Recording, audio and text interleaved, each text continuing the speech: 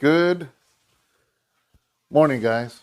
It is Thursday night for us, Friday morning for you guys. This is our devotional that we would like to do, usually Monday through Friday, time permitting.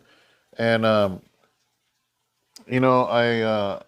today's topic um, was actually something that I experienced today because I was at a store and it made me think of this scripture and this passage. I'm gonna just dive right into this, guys. So I went to a supermarket and I had to grab a couple things really quick. Sharon was waiting in the car. Matter of fact, she's right here on the computer working. Say hi, babe. So she's right there. Um, she's putting some things together and whatnot. So she said, "Go ahead, do the devotional," because or if not, it was gonna get late on us, and it's still fairly early, sort of. Anyways, so I go to this grocery store and I get in line. I'm not even paying attention, to the cashier. And, I just have like three items. And I'm the next person up. And I realize the man that's the cashier did not have hands, and it was like he had his elbows, but then somewhere around here, it just kind of, you know, he both of them. He had both of his elbows, but from the elbows to about this far from his elbow. That's all he had. Maybe a little bit longer. For sure, maybe to the forearm at the most. Now, I didn't notice. There must have been three people in front of me. Why would I notice? I mean, people are going through, the cashier's working, he's pushing the buttons, he's hitting the barcodes on the little screen and taking people's money and giving them change. Wasn't paying attention until I was up, and then I noticed, and I was just watching, and the person in front of me didn't give cash; they paid with a card. But still, he was checking things, and it was beeping, and he was hitting the buttons, and the receipt comes out, and somehow he grabbed the receipt and gave it to the woman that was in front of me. And I had my three items, and he went, scanned them, and and I was blown away, guys. I was blown away because of the fact that even with um, whatever cards he was dealt, I don't know if he was born that way. I don't know if it came later. I have no idea. But the fact was that he was making it work. He found a way to do what he had to do, And Lily was in the store with me. Sharon was in the car. And so I walked out and I told Lily, I said, "Did you see the man's arm?" She goes, "Yeah, I saw. And I told her, "Wasn't that amazing? That he was able to ring us up, And she goes, "Yeah, And I thank God that she was, to me, I have never approached anything like that with her. So to see her reaction and her, like, she didn't stare, she didn't, she smiled at him just like anything. But yet she didn't notice. So, anyways, it made me think because I got in the car and I told Sharon, I said, "Man, I just saw the most amazing thing," and I just shared with her about it, and it made me think of this scripture. So I'm just gonna go ahead and read it and explain why it made me think of this scripture. So in the book of Exodus, um, God is having a conversation through the burning bush with Moses. And he does the whole take off your sandals because the place you're standing is holy ground, and he has this whole conversation with him. But in this part, in chapter 4 of Exodus, verse 1,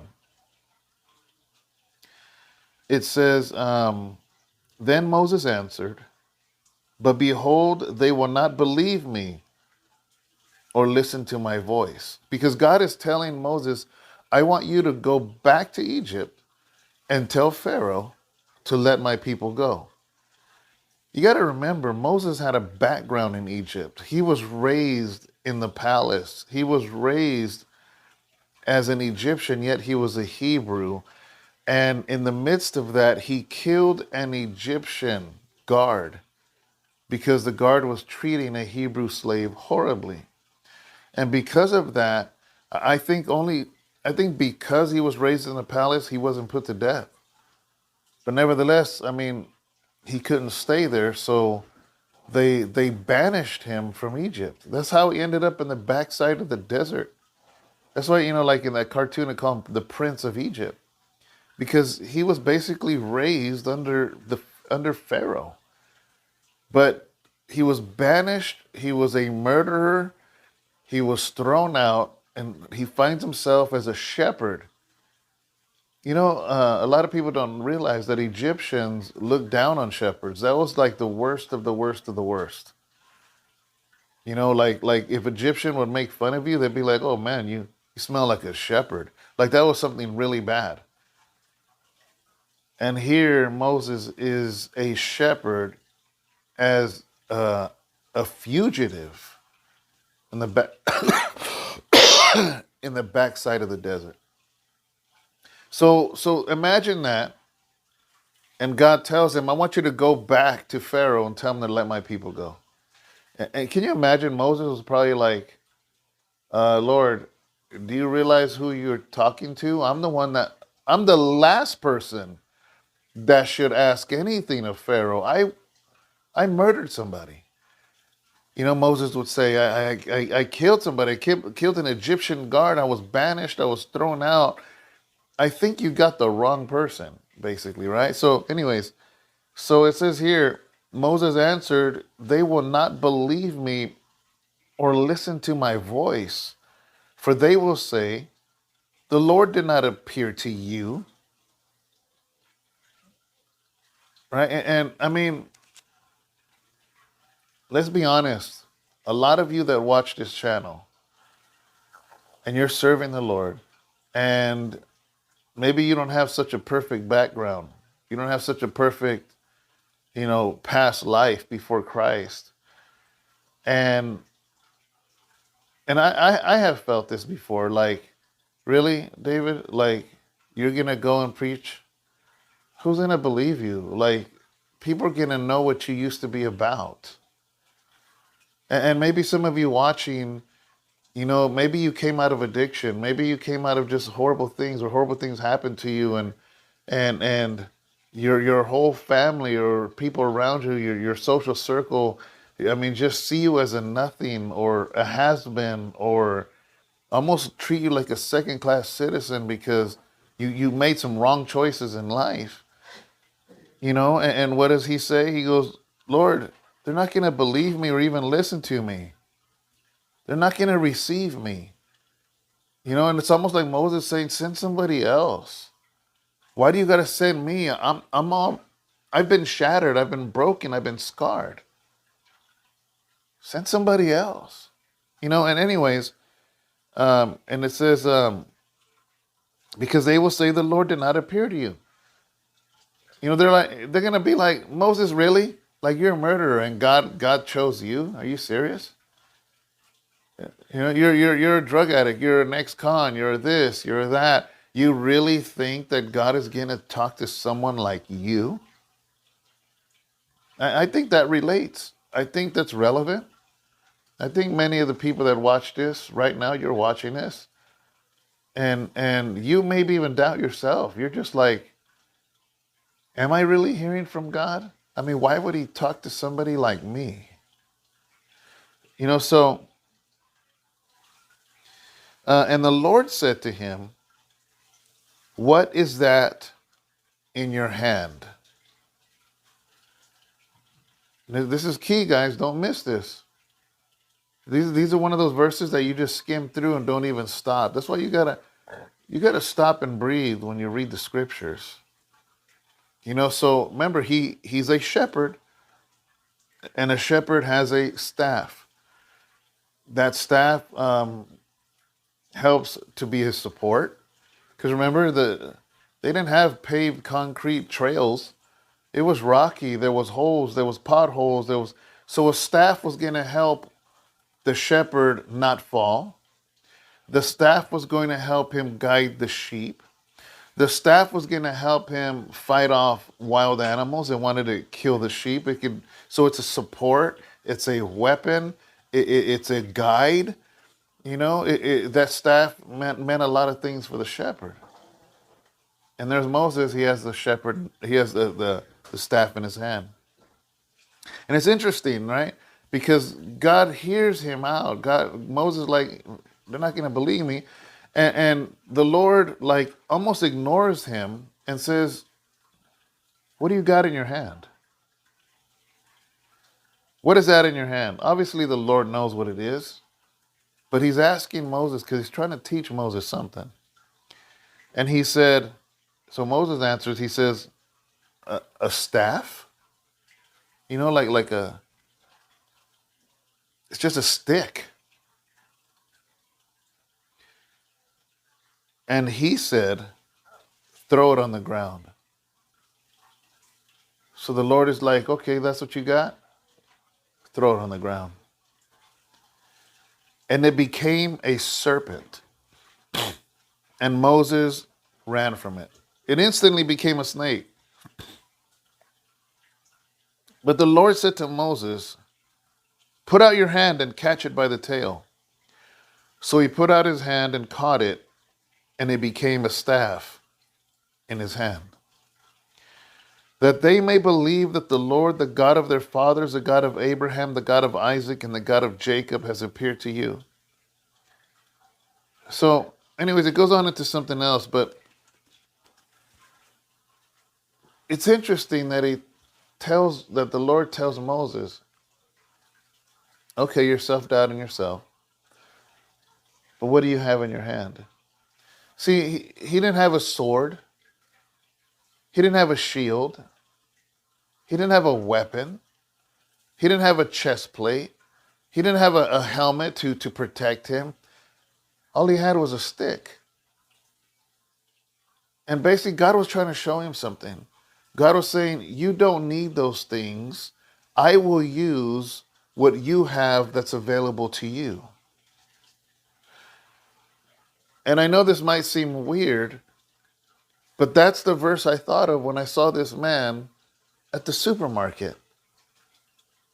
Is that he used what he had. He doesn't have the 10 fingers like we do.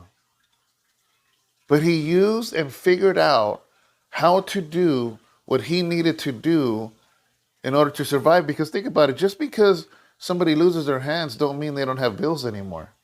They still got to eat. They still got to have electricity. They still got to have heat in the winter. They still got to have air conditioning in the summer. They still got to have clothes. They still got to have shoes. They still have to do things. You know what I mean? So he still has to produce for himself. And he realized, okay, I don't have hands like normal people, but what do I have? And how can I use what I have to do what I have to do? And maybe to some of you, that's a stretch. You're like, you thought of Moses when you saw this man? Yeah. I watch movies and I think of scriptures. I think of stories. I think of lessons. I think, you know what I mean? And, but it made me think of this. So I want to ask you guys, maybe you have your hands. You're not like this person at the supermarket. But maybe you don't have what you think you need in order to do what God wants you to do. You know, like it's no secret we don't have musicians at the church. But what do we have? We got an iPad. You know, it's very clear that we don't have this elaborate, perfectly built church. It's a warehouse. What do we have, Lord? I don't have access to a real fancy place, but we got this warehouse, and what did we do? We get some used wood and make a stage and a backdrop and find a Sharon found that cross on the back on Facebook Marketplace. Some guy had it in his garage and he was selling it. You use what is available to you for the glory of God to do what it is you have to do. We can't make excuses. There's so many people that don't put applications and not working. Yet this man, how did he write his resume? Without fingers. Can you imagine? Can you imagine? Can you imagine the confidence this man has to have when he walked in for an interview? Imagine the look of the hiring manager's face when this man walks in with no hands. And he says, "Can I help you?" "Yeah, I came and applied for the cashier." You know the cashier? There's like little buttons. Can you imagine the confidence this man must have had, the fact that he got that job? Now, I'm going to tell you something, man. Nobody catered to him. I put my food on there just the same as I would have for anybody else. And he got that Lunchable and that piece of meat that I had, rang it through and hit the buttons, and just like everybody else, it wasn't slow. It didn't take long. It was quick. That's why I didn't even notice. There was 3 people in front of me, but the line was moving so fast. So I guess, the lesson of this video is quit complaining to God about the things you don't have. Because what he is saying is, what do you have in your hand? What do you have? I'm not asking you what you don't have. I'm asking you what you do have. And Moses says, a staff. We'll throw it to the ground. Now, I want to say this last thing that you might not catch. But remember in the beginning of this conversation when Moses first saw the burning bush. What did God say? Take off your sandals because the ground you are standing on is holy ground. So the ground is holy. What does holy mean? It means it's set apart for God. So then he asked Moses, what's in your hand? A staff. Throw it to the ground.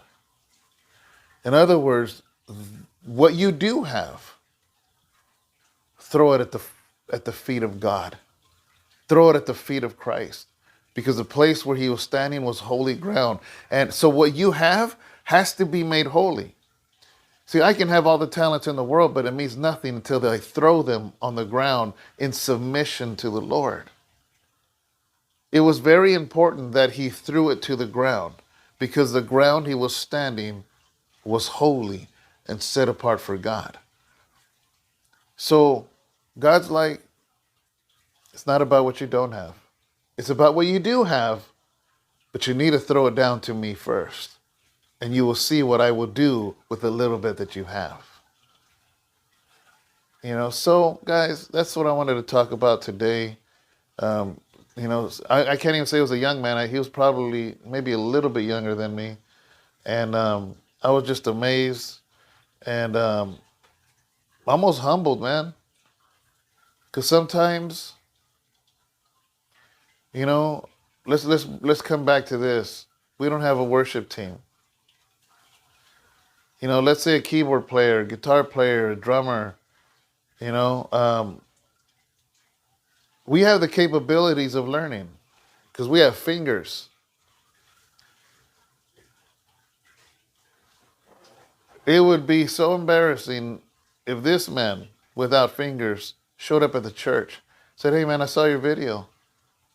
I don't know how to play piano, but you know what? I want to learn. I'll lead worship."